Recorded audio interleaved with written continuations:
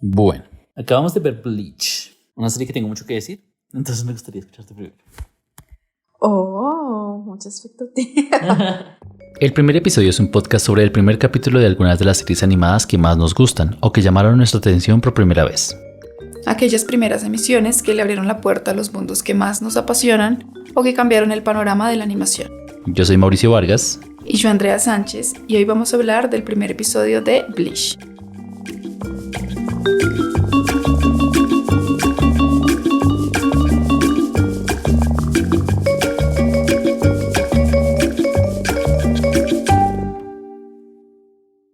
Bueno, yo nunca la había visto, no la había escuchado, es la primera vez que me encuentro con ella y pues, no sé, como que al principio yo no he visto mucho anime, de hecho hasta que empezamos este recorrido le tenía bastante pereza al anime, la verdad.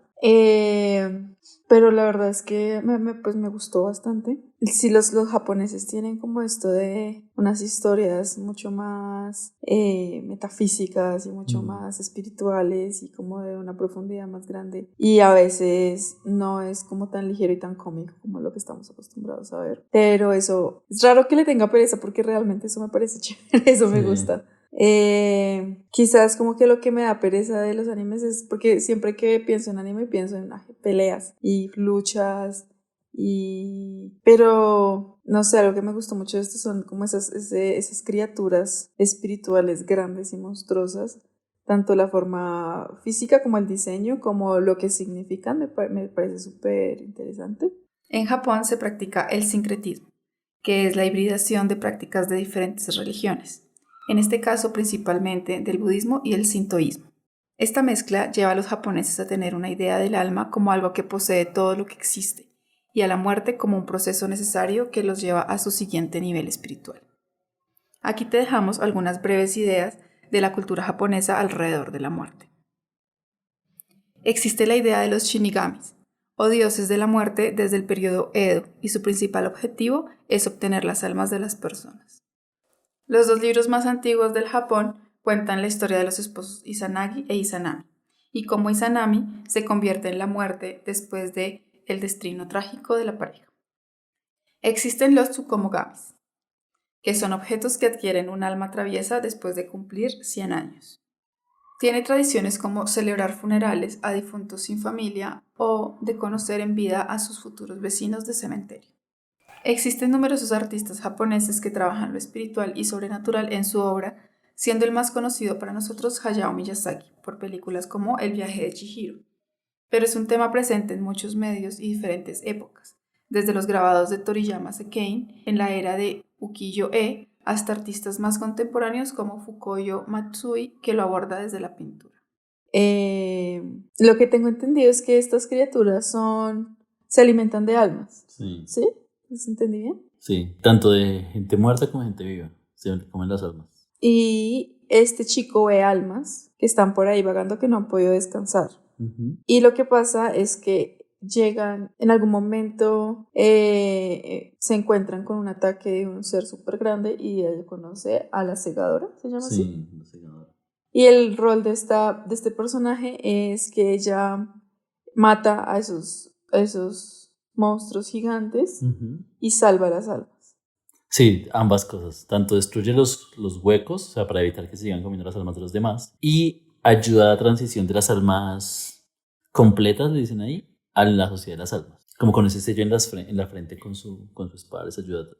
El primer episodio de Bleach se llama El día que me convertí en Shinigami, y en él vemos el encuentro entre Ichigo Kurosaki, un joven de 15 años que puede ver espíritus, y Rukia, una segadora de almas que está en medio del exorcismo de un peligroso hueco. ¿Eso de cuándo es? Uy, no sé. ¿De la época? Sí. ¿Por el 2000 algo? Porque yo creo que esta movida japonesa lleva bastante tiempo como de la parte espiritual y Sí. Pero creo que hasta ahora está llegando a Occidente, digamos, ¿viste esta peli, cómo se llama? La de las almas en Pixar, ¿cómo se llama? Soul. Soul. La de las almas. Soul. Que tiene este mundo de las almas perdidas también con seres así como grandes que se arrastran y como que es como un alma que empieza a cargar cosas, empieza a cargar, a llenarse y se arma como de todo como un cuerpo gigante encima, pero que realmente es como una plasta de cosas que no la dejan. Como energía negativa, así. Sí, Como... y yo no sé, yo cuando vi eso dije como, ay, está súper interesante, muy original. Pero no, pues claro, o sea, estos proyectos japoneses tienen esa idea pues hace un montón de tiempo y la tienen mucho mejor desarrollada. Bueno, no mejor, diferente, es otra cosa. O más expandida, por lo menos, o sea, sí. como que más... Sí, eso me parece chévere, pero también siempre tiene que ver con la lucha física. Sí. ¿No? De pronto eso es lo que a mí me desanima del anime, que siempre es la lucha física, siempre es la pelea y las espadas y a matar. Quizás obviamente también lo están pensando ellos en una forma muy metafórica, una lucha espiritual, pero sí, a mí eso me da un poco de pereza. Soul es una película del 2020 dirigida por Pete Docter, producida por Pixar y distribuida por Disney. El director explora en la película la idea de la personalidad y el determinismo. Esta última es la postura filosófica según la cual todos los eventos están determinados por causas preexistentes. Bueno, que sí son muy originales en que tengan tantas peleas y todas sean pues diferentes. Y imagino que tienen su ciencia hacer esas peleas. Sí, creo que lo que más me gustó fue eso, los diseños y el concepto de estos monstruos de los huecos. Sí. Y lo que más me gustó es eso, como siempre es la pelea. A mí esta serie me gustó mucho cuando la vi en su momento. Es una serie muy larga, o sea, es de estas series de anime que tienen más cientos de episodios, o sea, creo que todavía la hacen. Yo no la seguí por eso, básicamente, porque dije, no, ya es demasiado, seguramente no la va a terminar.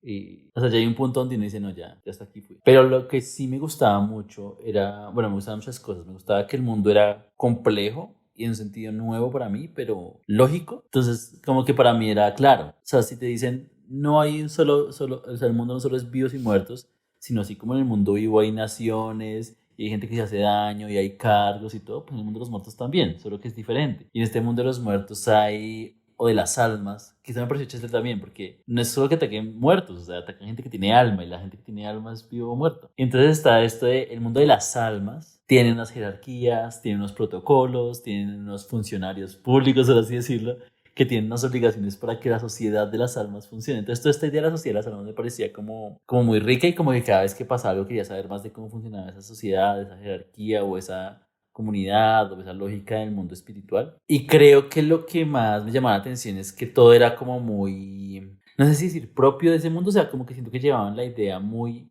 hasta allá. Es decir, siento que habían pocas analogías al mundo humano físico terrenal. Te das cuenta, el hueco pues tenía un hueco físicamente en su cuerpo y el alma tenía un candado gigante en el pecho. O sea, era como, no, ya nos metimos aquí que son almas y no tienen que tener ningún tipo de relación con el mundo físico. Había cosas como súper poéticas, como que la cegadora era una mariposa, ya cuando una mariposa negra que podía interferir, y que estos huecos eran estas criaturas completamente deformes con cráneos de hueso, bueno, una especie de similar de hueso. Entonces todo eso me parecía que hacía parte como de ese mundo visual rico que es la muerte, o sea, como que tienen las vestimentas de luto, tienen esta idea de la sombra, del espíritu invisible, pero no con la calavera. O sea, siento que era como una estilización muy alta de toda esta imaginario visual de la muerte o del alma. Igual muy japonés, ¿no? Como que también tienen las katanas y las sandalias y el kimono es negro, pero es un kimono, o sea, como que hay muchas cosas ahí.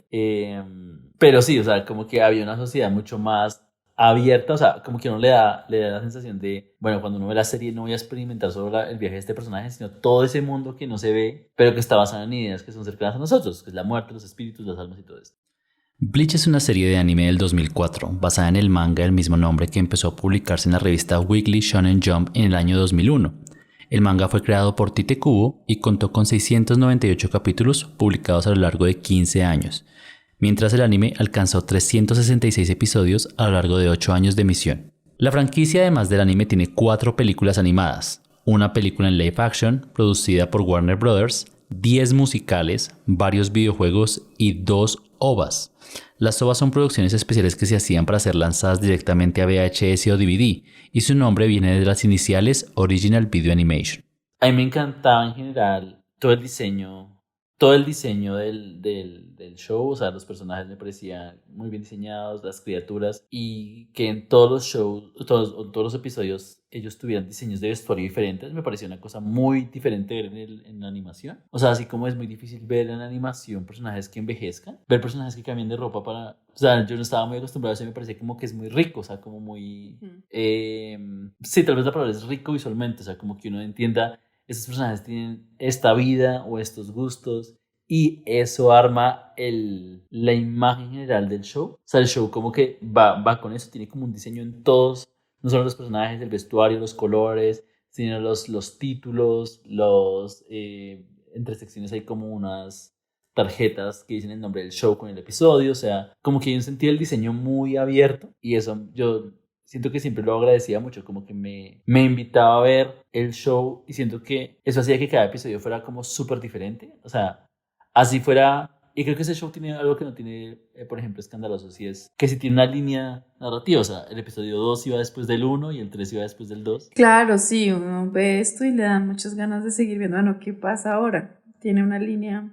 Y sí, exacto, pero está acompañada de todo esto que es el diseño fresco en cada capítulo, entonces siento que uno no se siente, o sea, siento que hay mucha novedad en cada episodio en cuanto a términos de diseño, y eso ayuda a que, claro, los personajes son los mismos y seguramente hay una aventura que uno ya sabe que va a haber y todo, pero es como tan fresco en cada episodio que yo decía, wow, esto me motiva mucho a ver el siguiente, a ver el siguiente, a ver el siguiente.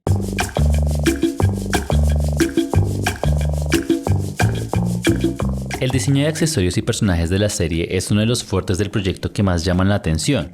Tite Kubo ha sido diseñador de personajes para otras producciones, y en la Comic Con de San Diego, en el 2008, habla de cómo usaba el proceso de diseño como una manera de escribir y desarrollar la historia. Cuando no sabía cómo continuar un acontecimiento en el manga, releía volúmenes previos y desde ahí diseñaba personajes que evocaran algún tipo de ambigüedad o contradicción. Luego, a partir de esos nuevos personajes, continuaba la historia. Como el dibujo viene primero, luego la personalidad y luego los acontecimientos, los personajes están fuertemente anclados a la historia, pero manteniendo su individualidad.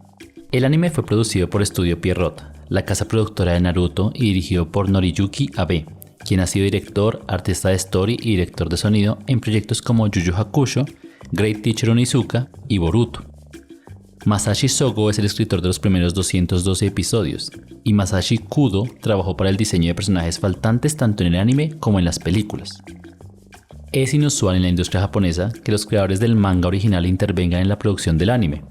Sin embargo, Kubo, creador del manga, ayudó mucho en el diseño de personajes y de producción de la serie, apoyándose en el diseñador de personajes del anime para los diseños faltantes o detalles de color que no salían en el manga. También una cosa que hoy valoro mucho, digamos en su época tal vez de una manera diferente, pero que valoro mucho, es que es una idea compleja, o sea, como que es una idea difícil, como que todo el episodio tiene que explicarte muchas cosas. Sí. Pero me parece chévere que se arriesguen a hacer eso, o sea, como que estamos en esta idea de que los medios o por ejemplo el medio, la animación o las historias animadas, como que tienen que ser chistosas o sencillas o amables o fáciles o digeribles, pero uno puede tener una historia muy difícil y aprovechar la animación para contarla, y puede usar los medios tradicionales del audiovisual como la voz en off o el personaje a cámara explicando o el personaje nuevo en este mundo que necesita explicaciones y se la explican. O sea, yo siento que el riesgo de tener un mundo como tan difícil, tan nuevo, tan estructurado, con tantas cosas por conocer, no impide que igual sea una serie muy entretenida, muy organizada, muy bien diseñada, muy atractiva. Para nada, o sea, como que siento que bien mostrada, a uno le dan ganas de saber más.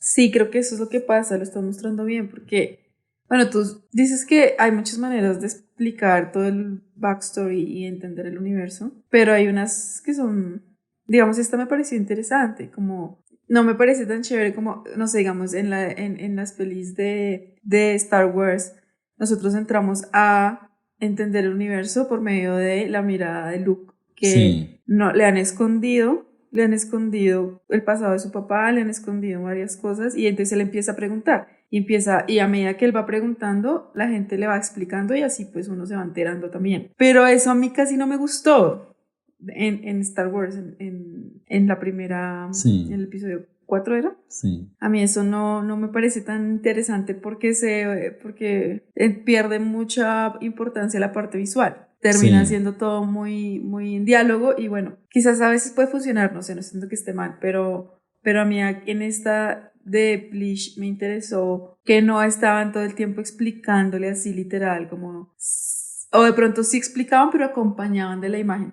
Digamos lo que tú dices, llegaba este personaje como una mariposa y de repente se convertía en una mujer. Y eso ya te está contando un montón y luego ella dice, soy no sé quién y hago sí sé más, listo, te lo está diciendo. Pero ya hay una imagen súper grande y súper fuerte que acompaña ese relato. Sí, que igual no tiene que ser como al mismo nivel poético todo el tiempo. O sea, a mí me parece muy... Digamos que no me parece tan gracioso como en su época. Creo que en su época me gustaba mucho, ya no tanto.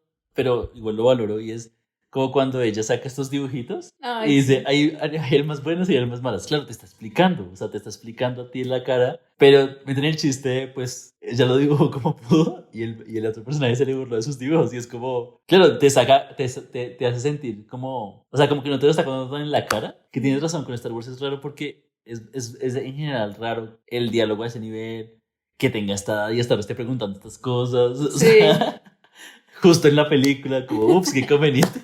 Sí, Pero que nunca haya tenido curiosidad, sino hasta que encuentra a Arturito. sí, en cambio aquí es como, acaba de pasar algo muy importante, o sea, acaban de explotar alguna ciudad, o acaban de secuestrar a una hermana, o sea, o acaba de, este otro personaje, Rookie, es la primera vez que siente a un humano que la puede ver. Entonces, claro, uno dice, pucha, sí, sí es lo suficientemente diferente para que se tome el trabajo de explicar y decir, esto es importante y vamos a hacer una pausa para explicarte esto. Pero claro, tú sabes que te lo están explicando a ti, pero aún así es creíble que se lo está explicando a él también. Están los dibujos y están los chistes y está lo físico. Parece pilo eso. Como que no te saca todavía de como la cuarta pared, como que no te saca tanto, como que Sí. no te sientes tan plástica la explicación, como tan artificial, tan puesta. Sí, se entretenía. Que es un poco lo que pasa con Matrix. Como que en muchas como instrucción audiovisual, como enseñanza en el mundo audiovisual, dicen como muestra, o sea, show don't tell, no sé cómo se diría, como muestra las cosas en vez de contarlas. Pero si no ve Matrix son 2 horas de explicaciones, o sea, solo que muy bien hechas. Y yo siento que aquí nos pasa algo similar, es como te están explicando muchas cosas, ¿verdad? Porque tienen que explicar algo lo suficientemente interesante para que te agarre 200 episodios. Y es complejo. Y es complejo. Claro. Hay momentos donde mucha información es necesaria para continuar con la historia, y usar las herramientas del mundo creado para explicarlas es la forma más entretenida de dar esa información. Recomendamos ver el video sobre cómo Matrix lo hace en el canal de YouTube Lessons from the Screenplay. ¿En qué radicará esta diferencia en contar por contar y contar bien? No sé cómo decirlo, como la diferencia entre cómo entró Luke a la historia con nosotros o a la historia que cómo entramos a Matrix o cómo entramos a esto. Sí. ¿Cuál es la diferencia? ¿Qué es lo que lo hace potente? ¿Qué es lo que lo vuelve más interesante y no como tan plástico y tan puesto? Yo siento que hay una historia y hay unas cosas que tienes que entender de la historia. Pero la historia es mucho más que lo que pasa. La historia también es cómo pasa, a quién le pasa, en qué momento pasa. Entonces, yo siento que, por ejemplo, en Matrix me gusta mucho y en esta me gusta mucho que no es como que solo te cuenten lo que pasa, sino te cuentan en el lenguaje de lo que está pasando. Entonces, Matrix no te cuentan, no sé, Neo en la oficina y recibe una llamada de Morfeo y ahí le bota todo. No, pues lo mete a la Matrix y en la Matrix le cuenta y le hace las simulaciones. Y siento que Bleach pasa algo Claro, igual. como cuentan mientras pasan cosas, no es sentarse a contar y ya. Sí, o sea, te cuentan en la lógica de la historia. O sea, si la lógica de Matrix es que hay un mundo digital del cual Sí. estamos atrapados, pues te voy a contar así la historia. Y siento que Bleach tiene eso también, como si hay un mundo de espíritus y fantasmas, pues te lo va a contar un espíritu. O sea, y el espíritu viene y pasan cosas a nivel espiritual que te voy a explicar esto. Y por eso también me parece como un detalle como en el punto de este fantasma que Rookie envía a la Sociedad de las Almas. Sí. Ese personaje ya estaba antes. Y lo pero, estaba molestando, ¿no? Exacto. Y es el chiste, porque estamos viendo una serie como medio con toques graciosos. Entonces tiene graciosos físicos con el papá y se pelea con el papá. Pero también aparece este fantasma molestándolo y intenta alejarlo. Pero luego es el dispositivo por el cual explican, también los segadores enviamos almas a la Sociedad de las Almas. Pero te lo cuentan es en el lenguaje del show, en el lenguaje del alma, en el lenguaje del personaje flotante que molesta el alma. O sea, como... En cambio, yo siento que Star Wars, por ejemplo, en esta escena que tú decías de, bueno, mi papá, ¿quién hizo eso? Y Obi-Wan le explica. Escogieron un momento donde estaban reparando los robots. Incluso el robot dice, voy a apagarme. Y él se apaga. Y es como, ni siquiera los robots están prendidos para la explicación. Es como, Va a ser un evento humano, normal, como si estuviéramos viendo cualquier otra película, para explicarte que tu papá y los Jay, no sé qué. Pero hubiera podido haber sido mucho más rico, o sea, como en un entrenamiento con los sables de luz o con los robots o... Claro, sí, eso es verdad. Sí, siento que la historia como tal genera un lenguaje, genera una forma de contar y así también deberían contarte ese mundo. O sea, no contarte la historia, sino contarte las reglas del mundo en el tono del show que estás viendo. Que por algo es diferente y por algo lo estás viendo. Sí. Quizás el único momento donde contaron cosas que no de esa forma que estás narrando es cuando él dice que el papá maneja un hospital. Ah, sí. Como que él simplemente está caminando a la casa y nos cuenta. Sí. Que su familia administra un hospital. Y pues sí, yo ahí lo sentí raro, fue como, bueno, ¿y esto qué? Sí, se sintió opuesto, sí. Pero ahí inmediatamente él entra a la casa y el papá le pega en la cara sin darse cuenta, como... Entonces eso igual me pareció, o sea, sí está muy puesto, pero también fue interesante que pasara justo antes de cómo lo recibe el papá, como que uno no se lo espera, como que medio... te pasa lo mismo que le pasa a él cuando entra. Sí, como que te genera una expectativa del papá. O sea, claro, hasta ese momento no había hablado de la familia. Y de repente empieza a hablar de la familia y uno espera... ¿Cómo que lo reciba la familia? No sé, ya será de cenar y siento algo que... más normal. Sí, y siento que de golpe pasó eso. De golpe sintieron que estaba muy puesto y decidieron como darle un giro para que... Porque hay momentos, yo siento que en los primeros capítulos sobre todo... Hay cosas que se tienen que contar y siento que es imposible esperar que todo sea natural, o sea, pues súper talentosa la persona que lo logre, pero que todo fluya en el lenguaje de la historia. Hay cosas que tienen que sentirse muy de exposición y muy de la cara y supongo que buscarán en esos momentos es donde, bueno, como igual podemos hacerlo entretenido porque sí o sí tenemos que contar esta parte para que la gente siga viendo el show, o sea. Sí, sí tienes razón. Pronto podríamos también fijarnos en eso en los episodios, cómo están introduciendo la historia, el backstory. Bueno, pues los que tienen una historia así, Sí. ¿no? Porque los que son atómicos, o sea, los que son que no tienen una línea narrativa que continúe durante los episodios, pues creo que no sé, podríamos hacer ese paralelo y me parece chévere. Sí. Tite Kubo ha hablado claramente de sus influencias para entrar en el mundo del manga, entre ellas Caballeros del Zodiaco, con sus escenas de acción y mitología, y en Dragon Ball, con un diseño de villanos que siempre eran cool pero daban mucho miedo. La primera vez que Kubo presentó la idea de Bleach a Weekly Shonen Jump, estos la rechazaron, pero Kubo recibió una carta de ánimo del mismísimo Akira Toriyama, creador de Dragon Ball, para perseverar y llevar a cabo su proyecto. Kubo esperaba que con trabajo duro pudiera mantener la serie por 5 años. La serie se mantuvo vigente por 8. Y a mí me pareció muy bonito la comparación que hiciste con Soul, porque es una visión ahora muy como occidental entonces del mundo de las almas. Y claro, si está esto tal vez en esto es, el alma existe y vamos a hacer cosas, vamos a contar una historia en ese mundo, y en Soul es como, no, pues si el alma existe tiene que tener un sentido. No, pero pues lo que yo entendí, según el making of, es como que la gente se despreocupara de que el propósito es algo increíble y que el propósito de la vida es, no sé, ser el mejor artista, el mejor músico. El propósito de la vida es venir y disfrutar las cosas sencillas. Un helado, una pizza, la compañía de alguien, una conversación. Sí, como que estamos, y es verdad, en Occidente estamos muy encaminados a que es algo grande y algo que tiene que ver con la fama, con el éxito, con el dinero y de pronto cumplir su propósito no sea algo un poco pues más natural. Sí, yo me refería en general, es como a nivel de creadores, o sea, no sé, si vamos a contar una historia con el alma, Sí. tenemos que explicar por qué vamos a usar el alma, o sea, porque antes ahí formas tu personalidad o porque vamos a hablar del significado de la vida, o sea.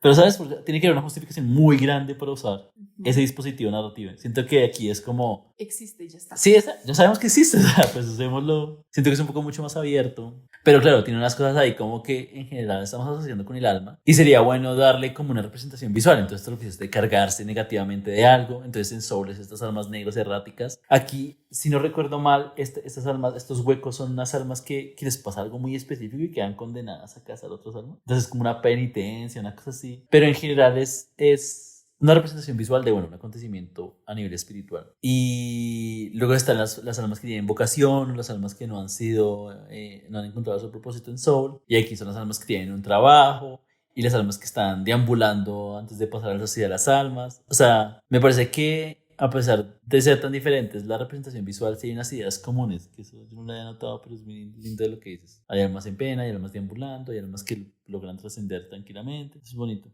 La serie ha sido elogiada por mostrar una conciencia alrededor de la diversidad religiosa y cultural que hay a la hora de hablar sobre el alma. La historia se cuenta en base a conceptos de purificación, encantos y algunas ideas cristianas. Sin embargo, esta no es la única influencia de Kubo, quien usa ideas de arquitectura y diseño, además de palabras en idiomas como el alemán y el español, para describir o caracterizar el mundo que creó para Bleach. ¿Tú cuántos episodios crees que te diste? ¿O cuántas? ¿Esas temporadas? No sé si son temporadas, pero me habré visto más de 100, yo creo. Gasté mucho tiempo en eso. No, sí, me vi un montón. ¿Qué edad tenías cuando te lo viste? No era tan joven tampoco. Pero 16 años de edad cuando empecé a ver. ¿Y cómo llegaste a esa serie? Yo creo que fue una época en que entré a la universidad, y justamente en ese momento di con un grupo de amigos que veían mucho anime. Yo nunca he visto tanto, o sea, no nada, o solo lo que está en televisión. Pero de repente me di cuenta que en la universidad había un circuito, por así decirlo, de admiradores del anime muy grande. Y era muy fácil encontrar series, comprar series muy baratas, o sea, no sé, una temporada por 2,000 pesos. Y nada, llegar a la casa y ver eso, siento que fue como esos primeros años que... Y nada, me habrá durado un año, lo mucho, pero pues en un año no ve bastante anime. Entonces, este fue el momento donde... esa fue una de las que más me gustó, seguramente vi más, pero no me acuerdo. Pero esta fue una de las que más se me quedó. Y todavía incluso la cito en las clases y todo, porque me parece, sobre todo a nivel de diseño, muy pulida. Y a nivel de historia, me parece muy bueno que sea tan compleja, pero que sin miedo. Somos complejos, o sea, es una historia difícil. Pon atención. Pero me gustaba mucho eso. Y siempre estaba muy pendiente de los diseños de los vestuarios. Y igual quien había hecho el diseño del personaje. Y he seguido mucho eso, me parece que es muy buena en ese sentido. Pero sí, llegó un punto donde ya, o sea, por muy interesante que fuera, dije, no, yo estoy gastando mucho tiempo en esto y la dejé ver. Pero sí, en general como historia me parece muy rica de cosas, de detalles. ¿Por qué será que las hacen tan largas? Los animes son largos. Empezando por el manga, los artistas suelen tener cuotas de 20 páginas a la semana. Algunos hacen 80 con la ayuda de un asistente. Los capítulos de manga se publican en revistas con una circulación constante. Entonces, la meta general es continuar teniendo publicaciones de la historia. Una vez son adaptados al anime, el manga de base ya lleva un ritmo de publicaciones que el anime busca alcanzar. En nuestro imaginario del anime pensábamos que One Piece era una serie de anime con demasiados episodios. Al momento de este podcast ya superó los 1000, pero en comparación, Doraemon o El Gato Cósmico tienen más de 2000 episodios sumando sus diferentes temporadas y una serie llamada Sasae-san ya cuenta con más de 8000 episodios al momento de esta grabación. Yo creo que eso todavía tiene un eco fuerte en Japón, que debe ser la industria más fuerte para ellos. O sea, como que ellos son su propio mercado y ellos sí debe haber un ritmo de consumo que aguante cientos de episodios. Muchas gracias por escucharnos. Si te ha gustado este episodio, compártelo en tus redes sociales. Y acompáñanos la próxima semana en una nueva emisión del primer episodio.